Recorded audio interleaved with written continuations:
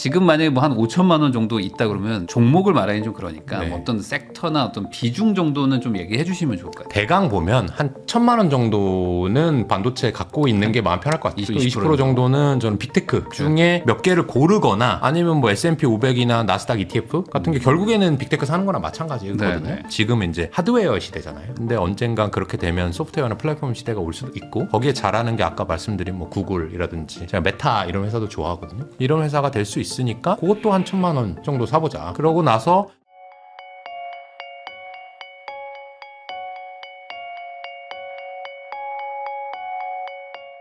김현준 대표님하고 이야기 나누고 있는데요. 아까 이제 반도체 비중을 조금 줄인다, 뭐 살짝 줄이고 있다, 뭐 이렇게 말씀해 주셨는데 다른 게 조금 더 확실하지 않겠냐. 그 말은 이제 상대적으로 지금 소외는 되고 있지만 뭐 6개월, 1년 뒤에는 그래도 확실히 좀 이렇게 뜰 것 같은 그런 쪽으로 좀 조금씩 옮기고 있다 이렇게 해석을 해도 되는 걸까요?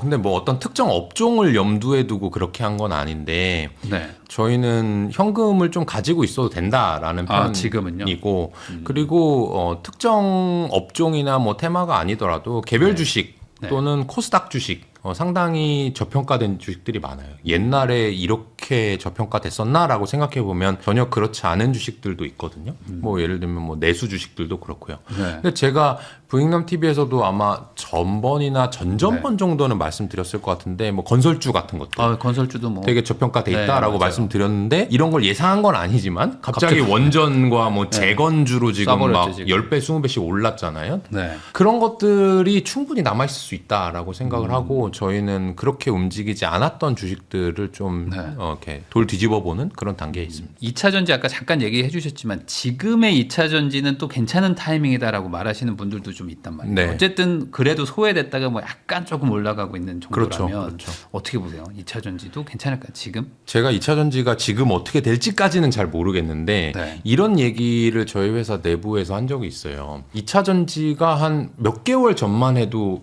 반등하지 않았었거든요. 네. 이 피지컬 AI 로봇 얘기 나오면서 되게 빠르게 올라왔어요. 근데 그때 이제 한 주가 한 2년 내리고 막 비비고 기고 막 이러고 있었잖아요. 그러니까 누가 그때 2차 전지 하냐 이렇게 얘기가 나왔었는데 그때 하신 분들이 이미 2배 이상 수익이 났을 거란 말이죠. 그러니까 지금 2차 전지를 하냐 마냐는 사실 여러분들이 저보다 공부가 돼 있냐 안 돼 있냐의 영역인 것 같고 2차 전지가 아니라 하더라도 야 지금 반도체 아니면 안 되지 않을까?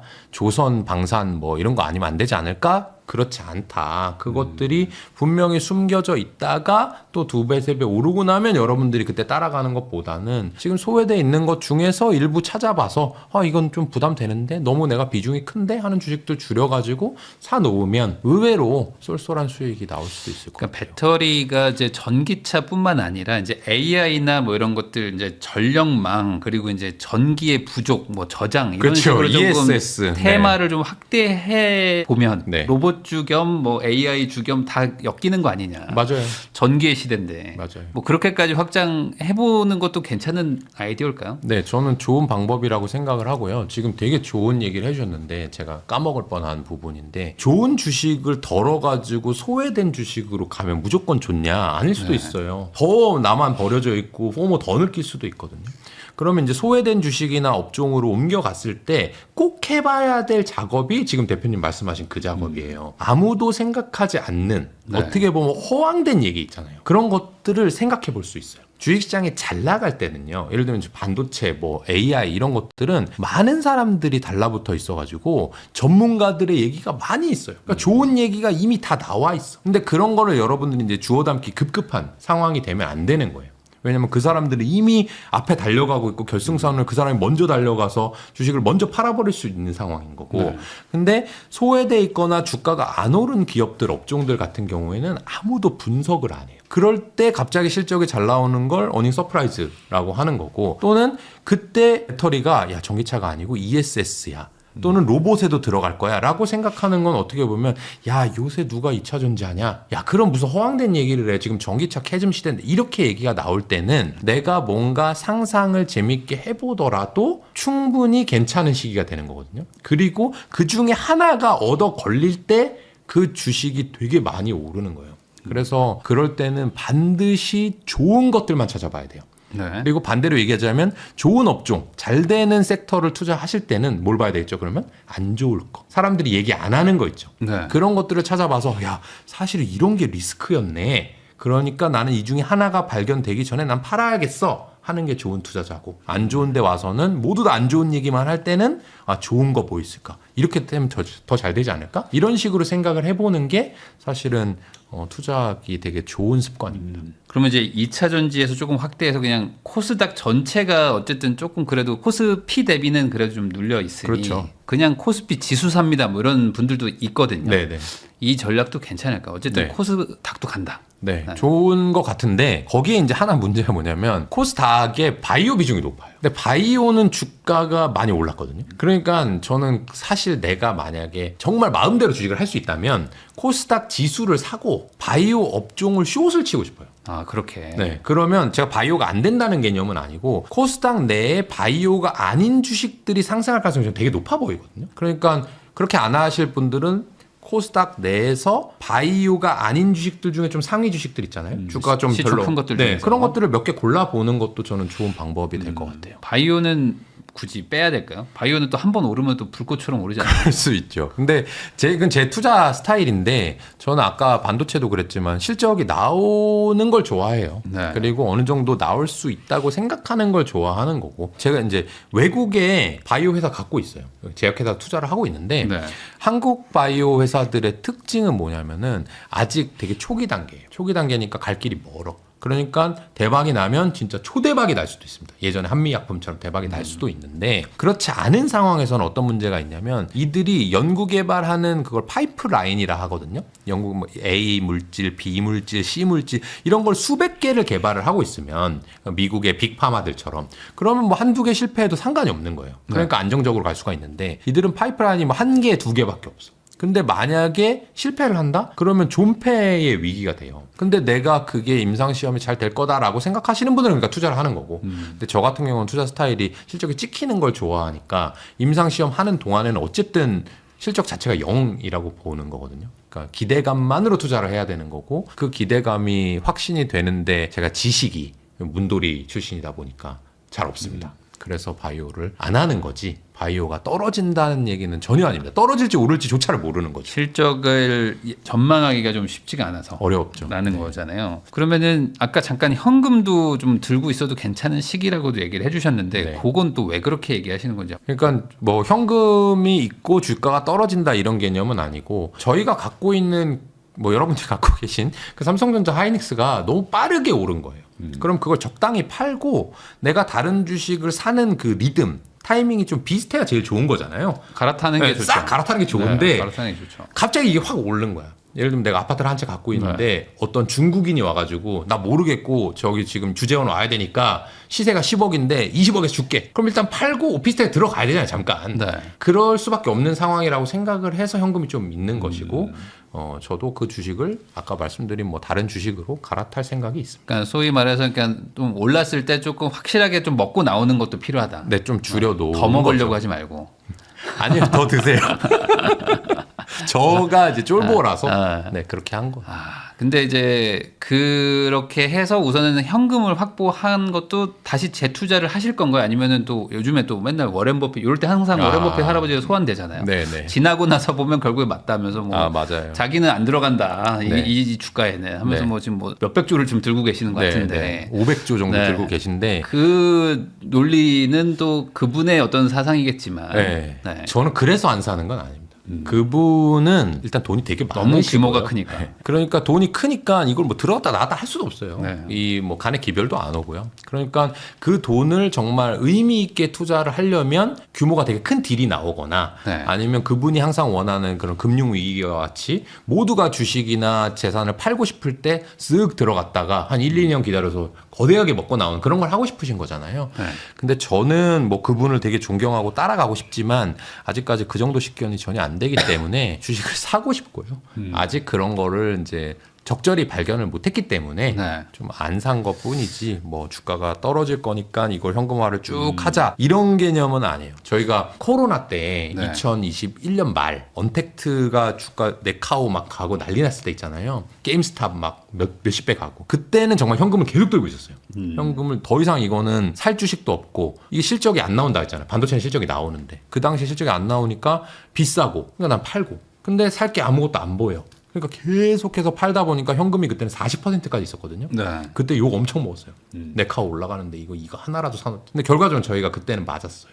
2022년에 이제 금리 인상기에 주가 다 폭락하고 지금 회복 못했잖아요. 근데 그런 국면이라서 파는 건 전혀 아닙니다. 그럼 혹시 현금화가 된 거를 지금 말씀하신 네이버나 카카오 같이 전혀 올라가지 않고 있는 네. 이쪽으로 갈 생각은 없으신가요? 네이버, 카카오를 여러 번 검토했어요. 네. 실제로. 왜냐면 안 올랐으니까. 전혀 안 올라요. 검토를 했는데 네.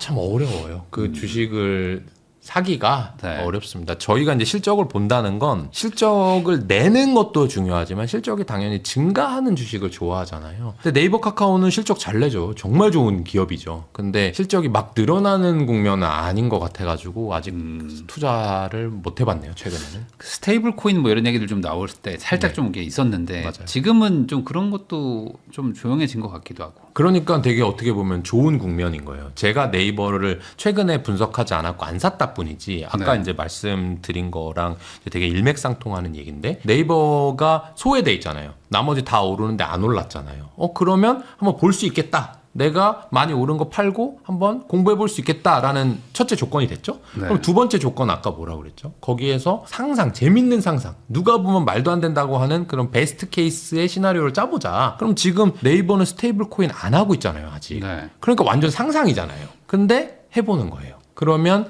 사람들이 아직은 네이버에 관심 없기 때문에 내가 스테이블 코인을 공부를 많이 해볼 수 있는 시간적 여유가 생기고 그게 사실이라고 하면 내가 먼저 들어가 있다가 점점 그게 현실화가 되면서 사람들이 줄지어서 후액 투자자가 될 거잖아요. 그게 주가가 오르는 네. 겁니다. 그래서 네이버를 분석할 때는 당연히 뭐 검색 사업, 뭐 광고 사업, 쇼핑 사업 이런 거 다 봐야 되겠지만 그런 스테이블 코인 이런 것들도 공부를 해야 되는 거죠. 근데 나름 검토를 해보셨지만 쉽게 이게 손이 나가진 않는다. 당장은. 네, 당장은. 조금 더 싸면 좋겠어요. 왜냐하면 네이버의 가장 큰 경쟁사 네. 두 개를 꼽자면 쿠팡이랑 구글이거든요. 검색은 구글, 그다음에 커머스는 쿠팡. 네. 이 둘이 너무 잘해요. 네이버도 잘하죠. 훌륭하죠. 근데 네이버가 제일 잘하는 건 우리나라에서 검색 사업, 검색 광고 사업인 거고 실제로 이 검색을 구글과 경쟁했을 때 이길까? 커머스를 쿠팡과 경쟁했을 때 이길까? 그거 잘 모르겠어. 그러면 스테이블 코인 잘할까? 잘할 수도 있어. 근데 네. 그거는 너무 꿈만 있는 거고 나머지 분야가 약간 애매모호한데 그래서 저희도 못 사고 있는 거거든요. 그러니까 그건 저희 생각이고 저희까지 안 본다라고 하는 거는 사실은 지금 네이버 카카오 주주분들한테는 좋은 국면이라고 볼 수 있어요. 그러면은 요즘에 이제 너무나 잘 될 것 같은데 주가는 막 내려가고 있는 뭐 하이브 같은 뭐 이렇게 엔터 BTS가 지금 막 돌고 있거든요. 네. 저 그 쇼츠도 봤는데 뭐 멕시코인가 가가지고 지금 뭐 그 난리 대통령 났더라고요. 궁 앞에서 뭐 완전 막 난리가 나 있는데 저는 무슨 이게- 붉은 악마인 줄 알았어요. 이게 실적이 찍히는 게 당연한 건데 왜 주가는 이러고 있는 거죠? 주가가 한번 올랐었죠. 올랐어가지고 이거는 뭐 호재 노출 정도라고 봐야 지금 될 다 것 팔고 같아요. 지금 반도체 가게 그런 계시겠죠? 거고 이게 다시 또 기회가 되려면 이렇게 보면 됩니다. BTS가 올해 이렇게 투어를 돌았는데 대박이 났어. 내년에도 대박이 나. 네. 후년에도 대박이 나. 라고 생각하시는 분들은 지금 살 수 있는 좋은 기회라고 생각을 하고요. 다만 이걸 한번 생각해 보셨으면 좋겠어요. 여러분들이 지금 뭐 반도체니 조선이니 뭐 이런 거 좋아하는 주식들 여러 가지 있을 거잖아요.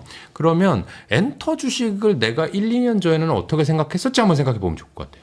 그때 뭐 SM 엔터테인먼트 뭐 이 지배구조 개선 때문에 주가 난리 났었죠. 네. 그다음에 JYP 엔터테인먼트 야 요놈이 뭐 인성 경영이다 해가지고 사실은 우리나라에서 가장 잘 나갈 수 있을 회사다라든지 BTS를 가진 하이브는 뭐 제왕이다 뭐 이런 얘기하면서 주가가 상당히 높았고 모든 사람들이 관심을 가졌단 말이죠. 근데 네. 지금 엔터 얘기하는 사람 거의 못 들어봤어요. 없는 것 같아요. 없죠. 네. 이 얘기는 한 1, 2년 만에 BTS가 지금 돌고 있는데 네. 시장 참여자들의 이 관심도는 정말 손바닥 뒤집듯이 움직이는 곳이 주식시장이에요. 네. 그러니까 지금 여러분들이 갖고 있거나 좋다고만 생각하는 그런 것들이 과연 1, 2년 후에 2027년, 8년에 제가 이 자리에 또 앉아서 대표님이랑 네. 얘기 나눌 때 똑같이 좋을지 아니면 아무도 그때는 그 주식을 얘기 안 할지는 사실 알 수 없습니다.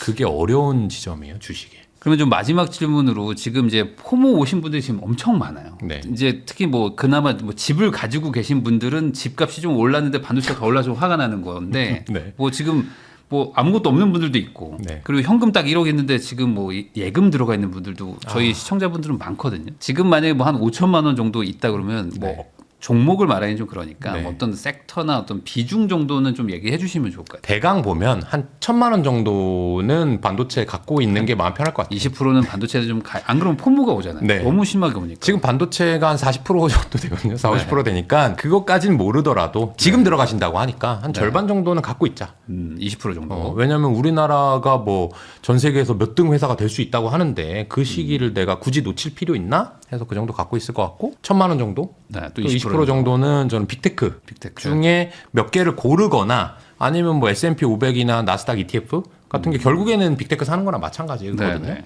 그래서 빅테크를 사서 이 AI 시대가 정말로 플랫폼과 소프트웨어 회사들의 시대가 될 때까지 한번 기다리면서 지금은 이제 하드웨어 시대잖아요. 네. 근데 언젠간 그렇게 되면 소프트웨어나 플랫폼 시대가 올 수도 있고 거기에 잘하는 게 아까 말씀드린 뭐 구글이라든지 제가 메타 이런 회사도 좋아하거든요. 이런 회사가 될 수 있으니까 그것도 한 1,000만 원 정도 사보자. 그러고 나서 저희가 지금 현금 갖고 있는 거에 대강 보면 또 1,000만 원 정도는 현금으로 갖고 있자. 그럼 이 현금은 조금 급락 오면 살 용도로 네. 가지고 있자는 거죠. 그래서 예를 들면 3월에 그 이란 전쟁 같이. 나왔을 때 쓱 들어가는 거예요. 그때는 그냥 저도 실제로 그랬거든요. 저는 주식 말고 주식 가진 계좌 말고 그냥 일반 계좌에서 네. 아무 생각 없이 그냥 ETF 들어갔어요. 3월 4일, 3월 9일, 3월 13일 이렇게 3번 사고 4월 말에 다 팔아버렸거든요. 네. 그런 걸로 해서 뭐 한 그럼 10% 20%는 금방 벌어요. 한 달 만에. 그런 걸로 1,000만 원 남겨놓고. 네. 그다음에 나머지 2,000만 원은 내가 주식을 골라볼 것 같아요. 그게 아까 말씀드렸던 뭐 소외된 업종일 수도 있고 또는 좋은 업종인데 아직 뭐 덜 올랐다라든지 이런 거를 내가 찾아볼 수도 있고 아니면 옛날에 좋았는데 하이브 같은 거 옛날에 좋았는데 분명히 BTS 잘할 게 확실한데 주가가 한쪽으로 쏠려 있어가지고 내려와 있네 하는 것들. 그래서 그런 종목들을 뭐 한 뭐 대여섯 개 나눠가지고 사보면 10종목 내외로 포트폴리오 구성하고 현금은 한 20% 들고 있고 포모도 안 올 수 있고 그다음에 뭐 미장으로 막 가는 분위기가 또 형성되더라도 나는 포트폴리오가 좀 견고하다 이렇게 생각할 수 있지 않을까요? 큰 틀에서 올해 말 뭐 길게 보면 내년 이맘때 정도까지는 주식 시장 뭐 미장 국장 할 것이 전반적으로 이 주식 시장은 좀 괜찮다고 봐야 되겠죠. 그러길 바라고요. 좀 건강하게 네. 그 한 분야만 막 가면 서로 포모가 오니까 다 같이 좀 올라가는 그런 장세가 왔으면 좋겠고 아직까지 뭐 특별히 어떤 위기 요인이 보이진 않아요. 그런데 근데 또 이거는 현재 저의 생각이고 사실 2월 말에 참 공교롭게도 2월 27일인가가 마지막 거래일이었을 거예요. 네. 2월 27일이 고점이었어요. 우리나라 코스피가. 그러고 바로 주말에 쉬고 뭐 3일 전 연휴인가 맞아요. 하고 나면서 전쟁 터졌잖아요. 그때 아무도 전쟁이 어떻게 터진다, 이란이 어떻다, 뭐 알파고라는 기자가 있는지도 몰랐고 호르무즈 해협이라는 네. 단어도 전 처음 들어봤어요. 아무도 얘기 안 한 이슈가 터져야지만 주가가 떨어지거든요. 그래서 그거는 제가 알지도 못하지만 뭐 누군가가 뭐 이러이러한 걸 조심하세요라고 하더라도 그런 이슈들은 아마 또 넘어갈 일어나겠지만 거예요. 네. 그럼에도 불구하고 어쨌든 지금 AI 관련된 투자를 뭐 안 하기는 어렵잖아요. 지금. 네. 그러니까 사실상 이제 스마트폰 같이 이제 또 한 번의 혁신이 오는 거라는 그렇죠. 거는 좀 믿고 좀 투자를 할 필요는 있다. 그렇죠. 그거는 바뀌진 않을 것 같습니다. 지금까지 더 퍼블릭 자산운용의 김현준 대표님 모시고 지금 시장에서 어떻게 주식 투자를 하고 또 대응을 해야 될지 이야기를 나눠봤고요. 어쨌든 이제 말씀을 지금 조심스럽게 많이 하셨지만 지금 어쨌든 막 들어가거든요. 지금 뭐 B2뿐만이 아닙니다. 지금 뭐 그래요? 신용 대출 받고 뭐 지금 난립니다. 그러다 보니까 이번에 인생 바꿔야겠다. 라는 생각들을 많이들 하시는 것 같아요. 특히 또 지금 집값도 막 올라가니까 네. 이번에 벌어서 집을 사러 간다. 뭐 이런 생각들도 많이 하시는데 이럴 때 좀 조심은 해야 되지 않나. 약간 뭐 오르더라도 좀 경각심은 쭉 한 번은 좀 짚어봐야 되지 않나라는 생각도 좀 들고 네. 네, 그런 의미로 좀 오늘 인터뷰 좀 받아들여 주시면 좋을 것 같고 그럼에도 불구하고 투자를 또 하지 말라는 얘기도 전혀 아닙니다. 전혀 아닙니다. 네, 지금 네. 분위기가 뭐 나쁘진 않기 때문에 어느 정도 또 따라는 가되 조금은 조심하자 정도의 얘기로 정리를 하면서 저도 대표님하고 인사 나누도록 하겠습니다. 오늘 나와주셔서 감사드립니다. 네, 감사합니다.